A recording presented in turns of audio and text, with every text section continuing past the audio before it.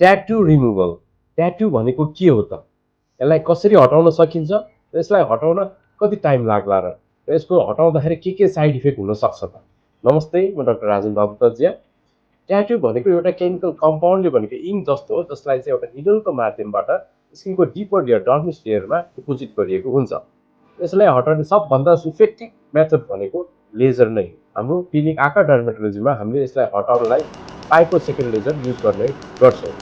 Laser भनेको एउटा स्किनलाई target गरेको, ट्याटूलाई टार्गेट गरेको एउटा फिक्स वेभलेन्थ भएको एउटा लाइट हो, जसले चाहिँ त्यो इङ्कलाई टार्गेट गरेर सानो सानो टुक्रामा बाँडिदिन्छ र हाम्रो बडीको आफ्नै मेटाबोलिजम इफेक्टले इम्युन सिस्टमले यसलाई बिस्तारै त्यसलाई हटाएर पठाइदिन्छ र बिस्तारै फेड पनि हुन्छ। यो हटाउन कति सेसन्स जति लाग्ला त भन्ने कुरा मल्टिपल फ्याक्टर्सहरूले डिटरमाइन गर्छ।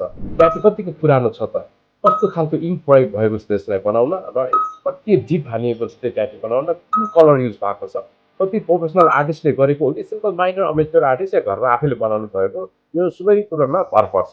सो एक्ज्याक्टली यति नै सेसन भनेर ट्याटू नहेरिकन आफूले भन्न अलिक गाह्रै पर्छ। लेजरले ट्याटू हटाउँदा के साइड इफेक्ट हुन सक्ला त? ट्याटू रिमुभ गर्दाखेरि कहिलेकाहीँ सानो पानी फोकाहरू, सानो घाउहरू अलिअलि रातो रातो देखिन सक्छ। त्यसलाई चाहिँ राम्रो केयर गर्नुभयो भने बिस्तारै सल्टो हुँदै जान्छ र दाग पनि केही पनि बस्दैन।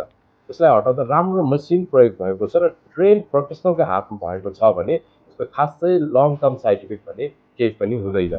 लेजर हटाउँदा कतिले सोध्नुहुन्छ, यो हटाउँदा लेजरले गर्दा क्यान्सर पो होला कि भन्ने चाहिँ डर मान्नुहुन्छ। लेजर भनेको सिटी स्क्यान, एक्सरे जस्तो रेडियो एक्टिभ रेज प्रयोग भएको हुँदैन। त्यही भएर यसले लङ टर्ममा गएर क्यान्सर हुन्छ भन्ने डर चाहिँ कहिले पनि हुँदैन।